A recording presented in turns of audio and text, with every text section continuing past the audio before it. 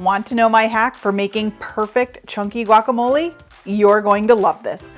I'm Christina from It Is a Keeper. I share tried and true recipes that anyone can make. I believe if you can read, you can cook. Welcome to my kitchen.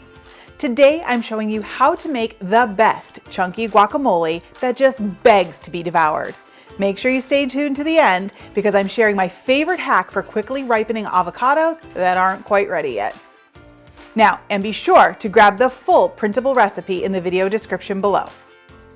So the first thing we need to make our guacamole is avocados. So here I have 3 fairly ripe avocados, and you can tell by how squishy they are. Now you don't want them too squishy because then they'll be mushy inside, but just the right amount of give. That's one of those things that it's hard to describe exactly what it should feel like, but you'll know it when you feel it, just the right amount. And to slice an avocado, you just go top to bottom until you hit that pit, your knife hits the pit, and then just keep rolling your knife straight around. Give it a little twist and voila. Then we'll just, like that.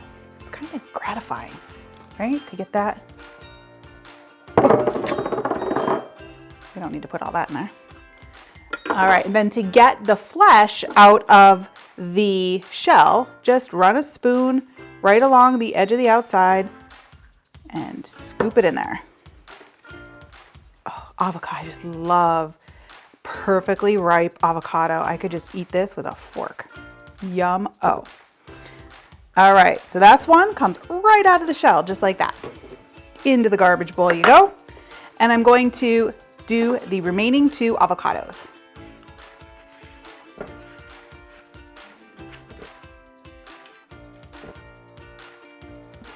Avocados are in the bowl.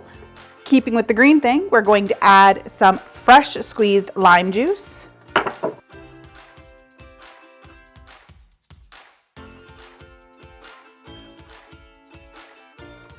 That's good. Okay, we got our lime in there. Now we're gonna add a little bit of my all-purpose seasoning. Guys, this stuff has so much more flavor than just salt and pepper. Want to season it up pretty good. And then we are going to mash everything together. Now, you can use a fork for this, and if your avocados are nice and ripe, they'll go through super duper easy, and it will mash perfectly. And how much you mash it will determine how chunky your avocado is, or your guacamole is. So that's up to you. You want it super duper chunky, don't mash it as much. You want it smoother, mash it a lot. Now, what I like to do, instead of the fork, is use my meat masher. You see me use this all the time when I make ground beef recipes, and I just kind of get in there and I'm gonna leave this a little bit chunky. This is looking perfect for me. Next up, we are going to add some other vegetables to really make this guacamole have lots of flavor. So first up, I'm going to add some plum tomatoes. So what I like to do is quarter them, and I like to cut out the tomato guts just to get rid of all that extra water. Personal preference, entirely up to you. So we're going to do 2 of them, and I just leave the edge. All this into the bowl.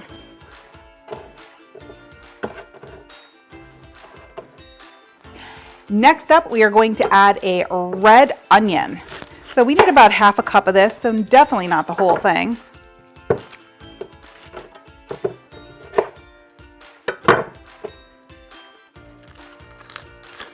Get that skin off.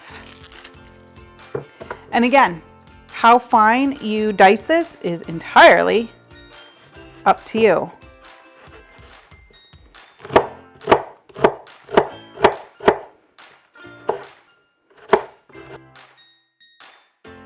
That looks like about 1/2 cup.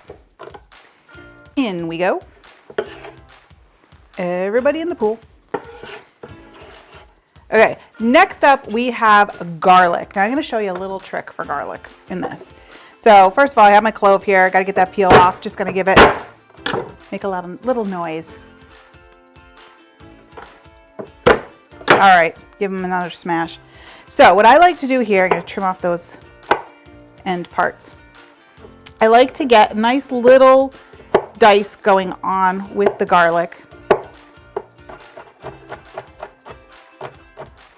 And we'll put just this other one. I think the recipe calls for 1 clove, which is about 2 teaspoons. I feel like there's no such thing as a recipe that has 1 clove of garlic. I mean, that's wrong on just so many levels, so I always do too. So I'm gonna take a little bit of my all-purpose seasoning blend. I'm gonna sprinkle it on there, and then I'm gonna take the blade, or the tip of my knife blade, and just kind of press and smear it around on the board. And what this is doing is it's just pulverizing that garlic and bringing out all of the oils, right? Which is where the flavor is. Now this is just an extra step that I do. Of course you could just mince it and throw it in.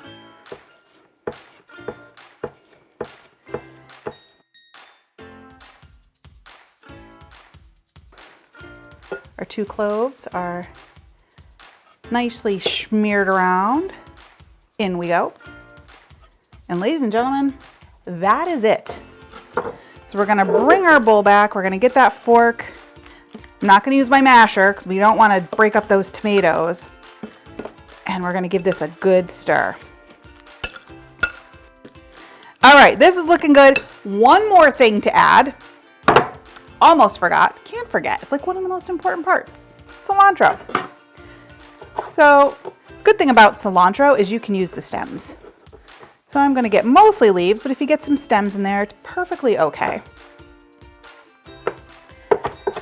And we're just gonna give that a quick mince. Now this is one of those recipes where you don't wanna use dried cilantro. You wanna make sure you're using the fresh stuff. That's where the flavor comes from. However, if you don't like cilantro, and I know there's a few of you out there, one is standing right across from me working the camera. It's perfectly okay. You can leave it out. Or some parsley. That would work perfectly fine too. Okay. All right. I got a nice fine mince on there. In she goes. Oh, it smells so fresh. That's like cilantro just smells like summer to me. Okay, one more stir around the bowl. And I think we got it.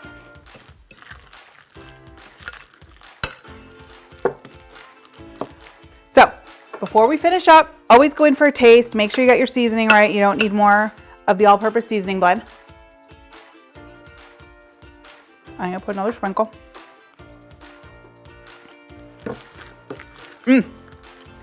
Let's get this plated up. Just look at this chunky deliciousness. It's just screaming for a tortilla chip to jump in there. Now, before we dig in, let's talk avocados. You know, sometimes you get a hankering for guac, but the grocery store just doesn't have any ripe avocados. They're all rock hard. So what's a girl to do, or a guy to do, when they need a soft avocado? Well, there are a few tricks floating around on the internet for ripening avocados in the oven in 10 minutes. Now, I tried this. It's not a game changer. It took much longer than 10 minutes and the texture wasn't quite right. Instead, when you get home from the store, take your avocados and put them in a brown paper bag with either an apple or a banana, and then seal the bag up. Just roll it closed and pinch it closed. And let the bag sit on the counter for a day or so, and it should ripen perfectly and quicker than if you just left it sitting out on the counter alone. So I can't wait any longer. I am digging into this guac. Right here, this chip right here. I'm going in. I put some extra lime in case you want like that extra hit of lime. It's always nice to serve it, but just look at that. Yum.